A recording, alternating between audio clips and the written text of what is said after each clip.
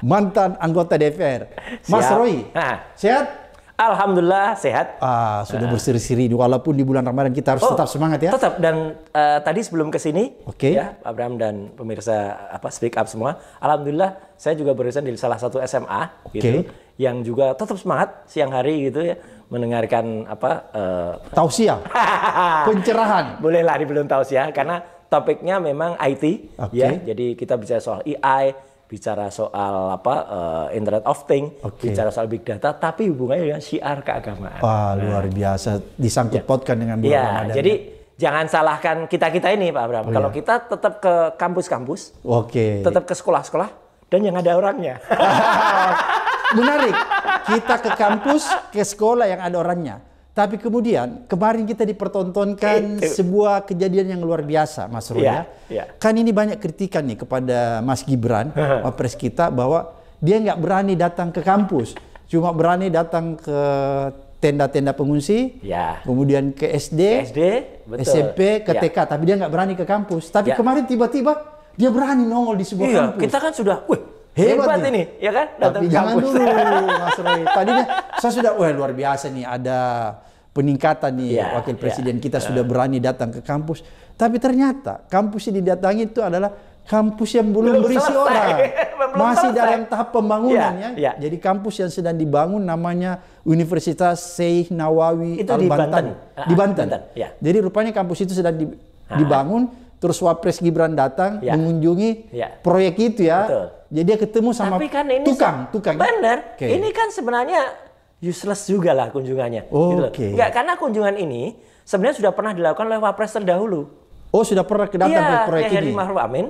Itu sudah pernah meresmikan pembangunan ini gitu loh. Oh, ini universitas ini gitu loh, yang ada di Banten. Jadi universitas ini, Mas Roy, diresmikan oleh Pak Ma'ruf Amin. Iya, batu pertamanya, seingat saya waktu itu setahun yang lalu, itu diresmikan oleh Kiai Haji Ma'ruf Amin. Peletakan batu pertama. Dan sekarang kan, kalaupun itu sudah selesai, ya, kalaupun mau diresmikan kan mestinya juga adalah acara dialog gitu kan. Ya dengan mahasiswa dong. Ya gitu. Harus dialog dengan mahasiswa. Iya kan, kalau Kiai Haji Ma'ruf Amin dulu selaku Wapres kan sama-sama Wapres nih. Meresmikan, belum ada mahasiswa masih mungkin kan, belum ada mahasiswa baru. Nah kalau ini harusnya kan dialog dengan mahasiswa nanti gitu. Tapi ini dia datang, dia cuma melihat-lihat gedung ya kemarin itu. Gedung sama mungkin dialog sama tukang batu. Tapi nggak apa-apa. Apa yang Mas Roy ingin sampaikan nih dengan peristiwa kemarin? Apakah kita masih melihat bahwa ternyata wakil presiden kita ini Gibran masih seperti yang dulu, tidak berani berdiskusi dengan mahasiswa? Gini, dia mungkin juga timnya. Saya yakin timnya itu mungkin juga gerah atau mungkin resah dengan kritikan-kritikan kita gitu ya. Kan selama ini kalau dia kunjungan tuh hanya berani ke sekolah aja SD. Dan apa yang dilakukan kan sebenarnya juga saya tadi bilang useless tadi ya, nggak ada gunanya, bahkan mungkin maaf ini saya harus bilang, Pak Abraham, apa yang dilakukan itu cuma mendidik tidak baik gitu ya. Satu, karena kalau dia pertama dulu masih bagi-bagi susu, itu masih oke. Tapi pun susunya kan juga bukan susu asli Indonesia, susu impor itu. Ya kan, kemasannya juga banyak sekali ahli gizi yang mengkritik itu kemasannya kan kemasan yang sangat bernilai lemaknya tinggi atau kolesterolnya tinggi gitu ya. Jadi artinya kan itu kan bukan untuk susu untuk perbaikan gizi anak-anak. Iya, gizi untuk anak-anak. Jadi tidak bagus untuk perkembangan tubuh. Tidak bagus untuk anak-anak karena itu susu kental manis, susu apa gitu. Nah, yang kedua dia juga sering juga waktu itu kunjungan untuk melakukan rahasia potong rambut gitu ya, gitu. Jadi anak SMP harus dipotong rambutnya. Iya, tapi kan itu kan kerjaan guru. Kalau zaman dulu kita BK gitu ya, bimbingan konseling gitu ya. Nah, sekarang kan guru-guru yang khusus untuk hal itu. Nah, yang terakhir ini, yang sebelum dia ke Universitas Kosong ini, itu kan dia kemudian malah membagikan skincare. Di mana itu, Mas? Banyak SD dia bagikan skincare. Untuk apa itu skincare? Nah ini. Apa relevansinya terhadap dunia pendidikan skincare? Ketika dia ditanya, dia jawabannya ya kalau anak-anak itu halus, itu kan belajarnya bisa lebih lancar gitu. Aduh, saya bilang. Masuk akal nggak itu jawabannya? Sangat tidak masuk akal gitu loh. Orang ini gimana sih gitu jalan pikirannya? Jadi skincare itu tidak ada hubungannya dengan... Ya gini. Anak dalam usia pertumbuhan, ya Pak Abraham, semua orang juga tahu dan saya juga hanya membaca referensi aja. Itu kan sebenarnya memang selalu mengalami kalau dia misalnya masih dalam hormonnya tumbuh atau dia lagi puber pertama ya. Timbul jerawat. Pasti gitu loh.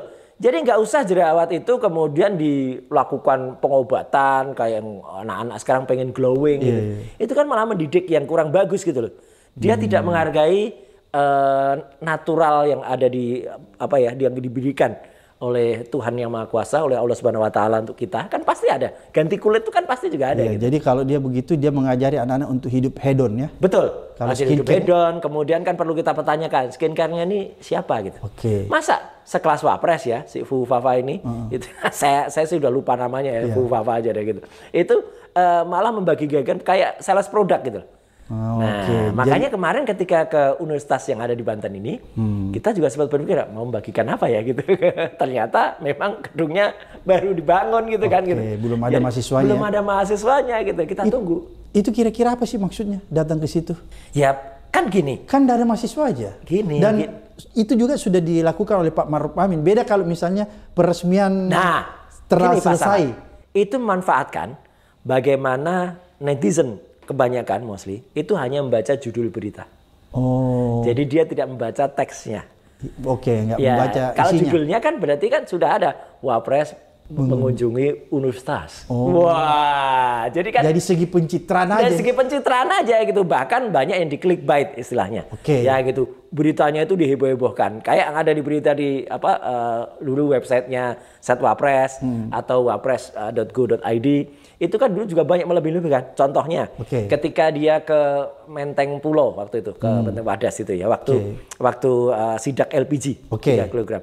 Itu kita lihat betul videonya, sampai saya cari betul video detailnya, dan akhirnya ketemu video resmi loh ini ya, dari unggahannya Setwapres. Dia sama sekali nggak melakukan apa-apa gitu. Bahkan ketika dia mau dialog gitu ya, itu dialognya dengan si pemilik toko atau gerai LPG 3 kilo, itu sama sekali nggak bermutu isinya, hanya apa-apa terus waktu itu ya udah nanti kalau ada apa-apa hubungi saya gitu aja, udah. Tapi itu pun nggak nyambung gitu loh. Banyak diantara itu video itu yang kemudian isinya adalah orang-orang yang cuek.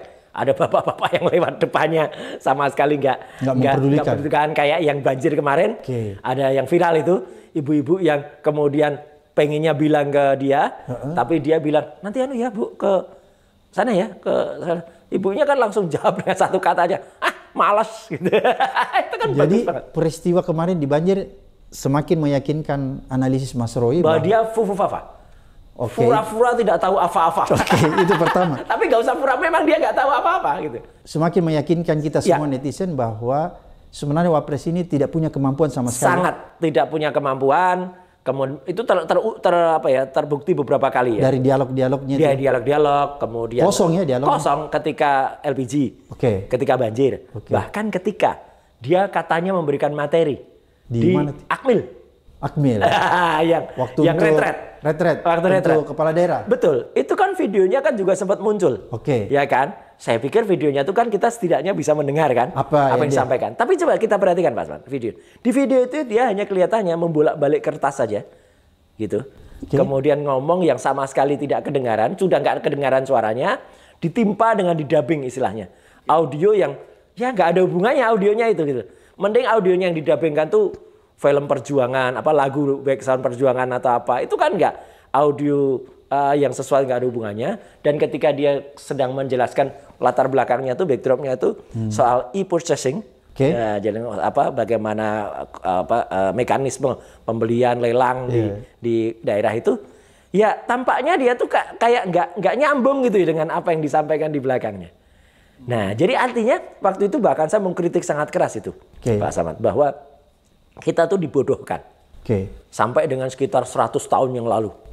Ya gitu. Kenapa saya bilang dibodohkan? 100 tahun yang lalu itu bangsa Indonesia waktu itu masih dijajah Belanda. Ya kan kita belum merdeka itu. Tahun 26. Jadi 99 tahun ya, hampir 100 tahun yang sahabat yang itu mulai bisa melihat pertunjukan bioskop. Gitu. Jadi mulai ada bioskop yang mulai bisa lihat. Nah, film Indonesia pertama yang dibuat waktu itu judulnya adalah Lutung Kesarung. Lutung Kesarung. Dalam bahasa lama, saya nulisnya juga Lotoeng Kesaroeng. Nah, film itu mengkisahkan seseorang yang kemudian dia dikutuk ya karena dia salah gitu, kemudian dikutuk menjadi lutung, menjadi monyet. Monyet ya. Hikayat Sunda. Legenda. Dan dia menjadi lutung. Oke. Nah, tapi karena hatinya baik ya, kemudian dia ketemu dengan seorang putri namanya Purbasari. Oke. Ya, legenda Purbasari itu ada dalam Lutung Kesarung. Dia kemudian cintanya bagus, kemudian dia menjadi dewa kembali. Menjadi tidak hanya menjadi manusia, menjadi dewa. Tapi di tengah-tengah itu dia diganggu oleh namanya Purbararang, ya kakaknya. Itu cerita itu bagus secara filosofi untuk pengetahuan. Tapi yang penting apa? Kenapa saya cerita ini? Film itu belum bisa kita lihat seperti sekarang, Pak Samad. Film itu 100 tahun, ya 99 tahun yang lalu ya, tahun 26 itu masih bisu. Oh, film bisu. Film bisu. Nah, hubungannya apa dengan si Fufafa tadi? Masa pikiran kita yang sudah maju di era IT, di era multimedia, saya tadi aja ngobrol dengan adik-adik SMA 77 ya di Sembaka Betul, luar biasa mereka. Cerdas ya? Sangat cerdas dan mereka sangat bisa mengutarakan berpendapat. Mereka bicara soal, saya kan cerita soal syiar keagamaan. Mereka bisa cerita soal bagaimana kita belajar IoT-nya, Internet of Things-nya, bagaimana memanfaatkan big data. Kemudian saya juga cerita soal AI, Artificial Intelligence. Kemudian saya juga cerita bagaimana manfaat dari virtual reality, bahkan augmented reality untuk kemudian digunakan untuk cerita-cerita Nabi. Dulu kan kita hanya membayangkan Nabi Musa ketika dengan tongkatnya membelah samudra gitu ya, gitu. Itu gimana caranya? Sekarang dengan virtual reality atau augmented kan bisa. Nah, jadi sekarang itu kan harusnya film keluaran Wapres ya, itu kan harusnya dengan berteknologi yang luar biasa. Ingat nggak waktu dia sok, saya bilang sok sekarang. Sok ketika kampanye dulu bicara soal wah, teknologi 19 juta lapangan kerja. Bicara tentang drone. Wah, bicara tentang drone, bicara soal atau pertanyaannya yang menohok Prof Mahfud waktu itu soal cold storage itu kan sebenarnya ya hanya pertanyaan yang dia di feeding aja gitu loh. Nah, kelihatan kan gitu ketika dia benar-benar kemarin di retreat bisu. Jadi kan ini kan jadi Mas Roy sudah periksa itu kemarin bahwa itu video bisu di dubbing. Iya, sebenarnya bukan bisu, ada suaranya. Ada suaranya. Tapi karena suaranya itu sangat tidak bermakna, ya sangat tidak bermakna itu ya malah akan menimbulkan pertanyaan. Atau katakanlah seperti kasus dulu ya, dia memberikan ceramah kepada ibu-ibu, ya kan gitu. Kemudian ibu-ibu hamil malah suruh minum asam sulfat. Harusnya asam folat. Jauh banget antara asam folat itu dengan rumus kimia itu yang panjang dibandingkan dengan H2SO4 atau asam sulfat. Kalau ibu-ibu disuruh minum asam sulfat ya maaf ini, ya meninggal lah kayak suruh minum air aki gitu. Jadi jangan-jangan diksi dia yang menunjukkan ketidakmampuannya dia itu kemudian makin diketahui masyarakat. Kan banyak banget Pak Samad. Asam sulfat. Kemudian dia bicara dengan bahasa pidato bahasa Indonesia aja salah terus, ya kan? Dia bilang para ibu-ibu, para bapak. Para itu kan sudah jamak gitu. Ya, kenapa? Ini kan sangat esensial gitu loh. Jadi berarti Mas Roy lihat bahwa kemarin itu di acara Red karena ketidakmampuan dia. Timnya sudah lihat bahwa kalau aslinya dikeluarin ini akan menimbulkan polemik. Betul. Kayak yang ada ketika dia LPG 3 kg yang hanya ditinggal dan kemudian apa? Diisinya di narasinya beritanya itu. Kenapa saya tadi bilang hanya judul berita dan beritanya itu panjang gitu. Tapi kan aneh. Mana ini yang sebenarnya menunjukkan video aktualnya yang menunjukkan dia kan nggak pernah ada. Gitu loh. Nah gitu. Jadi istilahnya gini. Kenapa kemudian saya menganalogikan itu dengan Lutung Kesarung ya. Kemudian kenapa kita dibawa mundur lagi? Ini kan malah kita harusnya tuh maju untuk menyongsong 20 tahun ke depan. Kan katanya 20 tahun ke depan kita akan menyongsong Indonesia emas. Gitu. Kenapa justru diberikan contoh kegelapan? Lu iya kan? Dark. Iya dark. Kayak baju saya ini gelap. Tapi gelapnya ada wayangnya. Nah nanti saya cerita kenapa saya pakai baju wayang ini ya. Nah gini. Jadi kenapa kita dibawa ke alam kegelapan? Kenapa ditutup? Ini kan kayak publik itu ditutup matanya. Mending kalau tutup mata tuh pakai sekalian tulisan. Nah ini buat nutup mata juga bagus ini. Nah gitu. Iya. Biasanya dipakai di sini gitu. Ya tapi nanti kita bicara ini nanti. Jadi itu sengaja ditutupi ya? Itu sengaja ditutupi. Jadi kenapa seorang nomor 2 di Indonesia, Fufafa ini, malah mengajarkan ketidakjujuran, mengajarkan ketidak terus terangan. Kunjungan dia terakhir ke universitas yang ada di Banten itu, ya, itu kan menunjukkan ke kita bahwa ya kalau mau datang harusnya ke kampus beneran kan, Kayak kita kemarin, keempat. Netizen kan juga harus kita ceritakan bahwa alhamdulillah kita sudah menyelesaikan touring yang ketiga, ya kan gitu. Pertama dulu di Unisri di Solo, Universitas Slamet Riyadi, kedua di Universitas Ahmad Dahlan di Jogja, ketiga barusan kemarin kita di Bandung, gabungan antara Unpad, ITB dan UPI, ya gitu. Dan itu kan luar biasa terbukti dengan pertanyaannya dari audiens itu kan pertanyaan kritis dan banyak banget loh itu. Kalau nggak kita stop mau buka puasa, kan itu sebenarnya terus kan. Dan tidak hanya dari mahasiswa, ada senior, ada ibu-ibu juga kemarin yang tanya. Itu kan menunjukkan bahwa sebenarnya rakyat itu menginginkan transparansi, menginginkan keterus-terangan. Lah kok malah dijawabannya oleh si Fufafa ini ada hal-hal yang menurut saya aneh banget gitu loh. Datang ke kampus, yang kampus itu masih dalam tahap pembangunan, ya. Belum selesai. Terus saya analogikan dengan peristiwa ketika dia di retreat itu, ketika film itu ditutup dengan adegan bisu ya gitu, jadi kayak kita seolah-olah itu kita dibisukan. Jadi saya sampai agak curiga ini. Jadi apa rakyat itu mau dibisukan gitu loh. Semacam wapresnya yang bisu dia gitu loh. Gitu kan seolah-olah dia tidak bisa menyampaikan apa-apa. Bukan seolah, ya memang faktanya benar gitu loh. Coba kita tantang sekarang Pak Sama. Mulai dari saat kita podcast ini tayang ya. Kapan nanti kita tunggu ya, ini untuk timnya dia. Ayo dia datang ke kampus. Gitu lah kira. Kita temani kalau perlu, ya kan? Dan kita tunggu gitu loh. Ya jangan kemudian malah tenakannya mereka. Saya bilang ternakanya itu apa? Basarnya. Ya basarnya. Atau kan ada menteri juga yang jadi basar kan? Cebokers. Ya, kan ada menteri yang kemarin menteri kehutanan itu. Itu kan jadi basar juga. Dia nyerang-nyerang Fufafa. Iya, basarnya Fufafa, basarnya ayahnya dulu. Dia kan nyerang-nyerang salah seorang sahabat kita juga, Anies, ya kan? Ketika Anies diundang di UGM, di Masjid UGM, diundang ke Masjid Salman di ITB, kemudian kan inilah sudah jadi menteri kok ya masih ibaratnya nyinyir gitu loh. Dia kan bilang masjid bukan tempat buat memberikan kritik gitu. Dia nggak belajar. Katanya dia lulusan kampus beragama, ya kan? Kan dia lulusan UIN dia, ya kan? Harusnya dia kan ngerti.